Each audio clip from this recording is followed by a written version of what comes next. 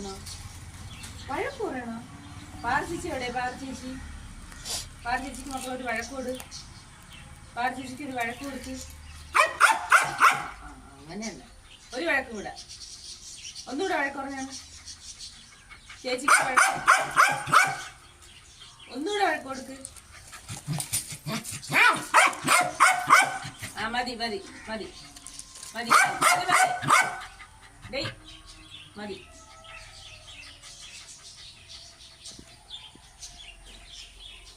ഇനി പാർച്ചേച്ചിക്ക് ഒരു വഴക്ക് കൊടുക്ക്.